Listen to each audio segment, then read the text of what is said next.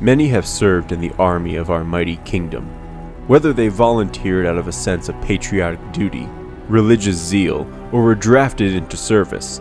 Those that join the military leave changed. Their service has given them a new view on life. The camaraderie and the drive to serve something greater instilled into them, like a seed that has been planted and grows into a mighty tree. On the other side are those that have suffered in the campaigns waged. Men cut down in their prime, lost limbs, and the invisible trauma inflicted on the mind. For them, their service is not one they share. The only release is death. And in these woods, there is no release, even for the dead. The road to the mountain is often filled with obstructions. That is nothing new. However, this is something else entirely. Nature itself seems hell-bent on stopping our approach. Vines and roots, overgrown and overtaking. A maze of madness. This is the Tangle.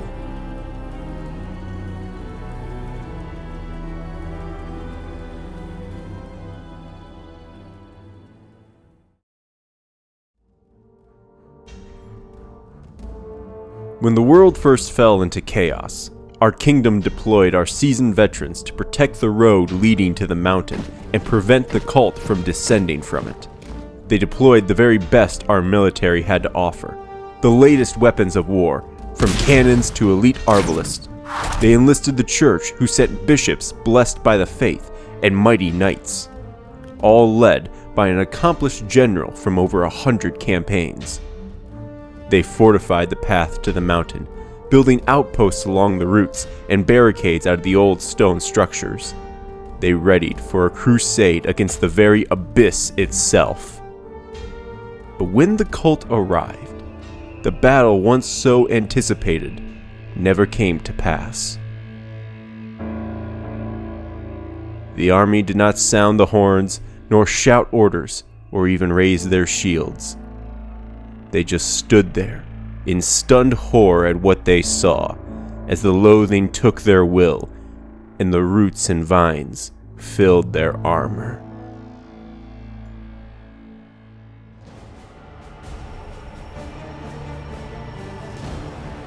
As we move through the terrain, we will see their banners and cannons overgrown by the flora of the region. Yet the Lost Battalion continues to march on, even as their boots wear and tear from patrolling the area.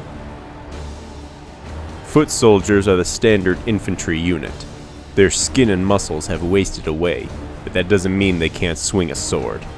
Their blades do moderate damage, but the true effect is lowering the resistance of their victims and preventing them from blocking. Arbalists are the marksmen of the army. They will either fire serrated or piercing arrows from their massive crossbows, inflicting bleed damage or bypassing armor respectively. There is even an elite unit of these archers called the Bullseye Barretts, highly accurate and efficient. Anyone caught in their sights will be marked for death. Knights are the vanguard of the army. Clad in armor and carrying a massive blade, they will strike hard and fierce, setting themselves up for a riposte, letting their armor protect them while they bleed out their opponent. They are unique in that when they reach death's door, they do not weaken like normal enemies. Instead, they become stronger and faster, the last breath of those once mighty warriors. All these units work best when paired with the drummer, a back-rank supporter who will use his drums to give out orders to the others. He can order foot soldiers to take a defensive formation around him, giving himself a guard. He can order the arbalist to use volley fire, which will hit all of our heroes instead of just one. And finally, he can order the knight to slay the wounded, which will let the knight strike down those who are bleeding.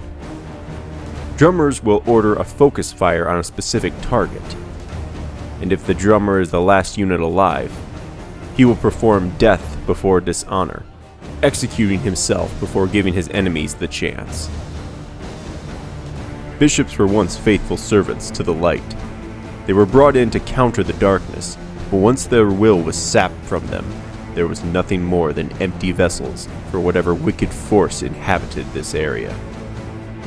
They strike with their crozier and utter benedictions to use their new dark powers, purging the unworthy and raising the dead to serve once more.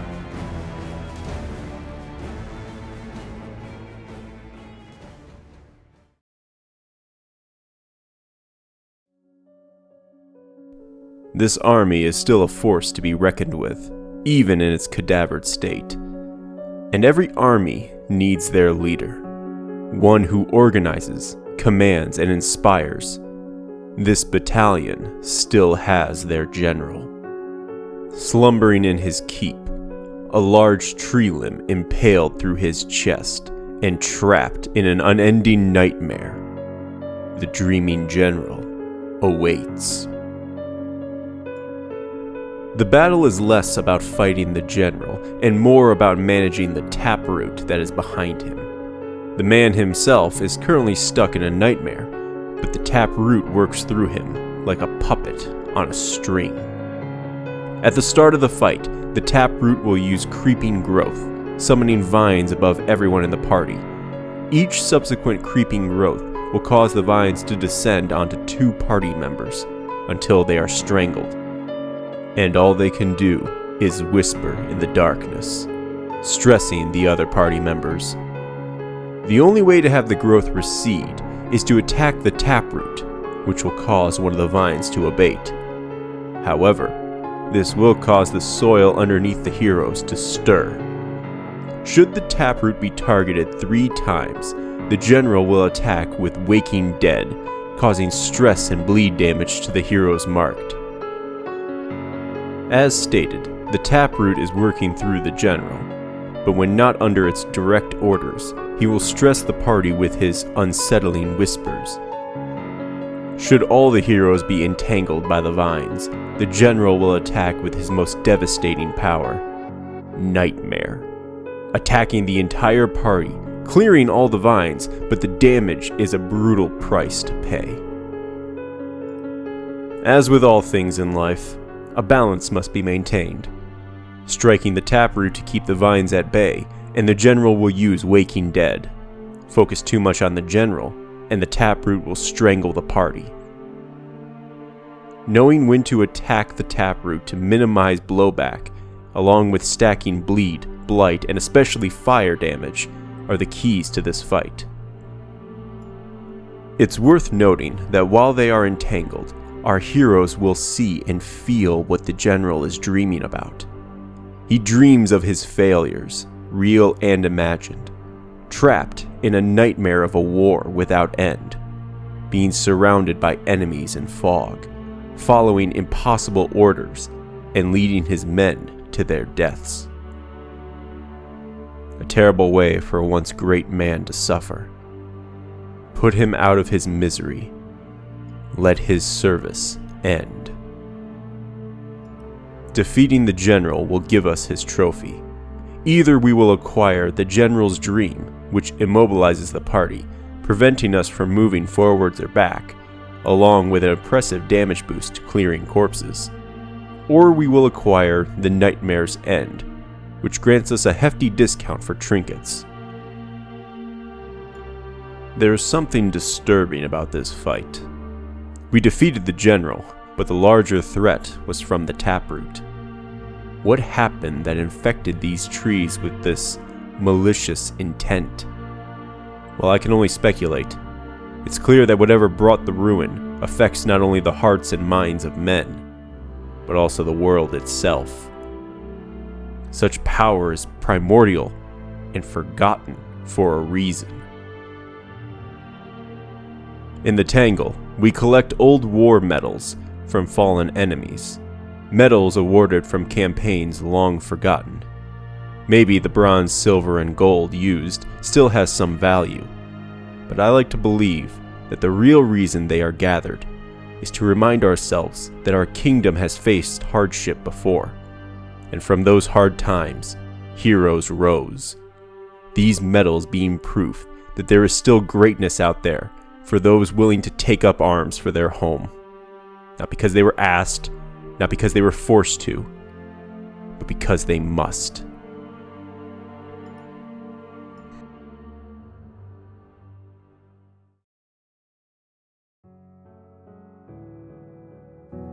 Our kingdom's history is vast.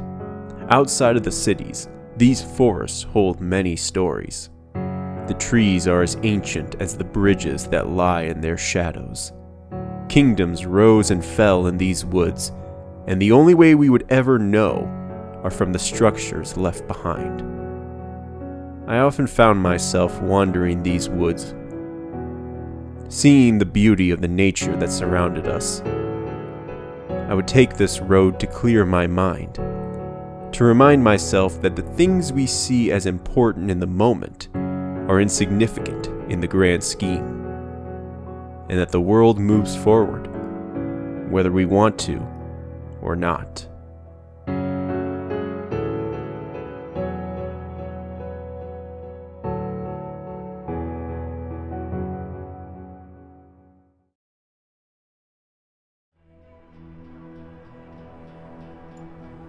Ironic, isn't it? They are protecting the mountain from the heroes who seek to end this ruin. I pity this great army brought so low. They shamble on, fighting without purpose, without reason. They were once the best of us. Now they are lost. We must go through them. We must put an end to this nightmare, and we must keep going. For only when we stop fighting are we truly defeated. Trenches and tents. The front lines of a war that was never fought.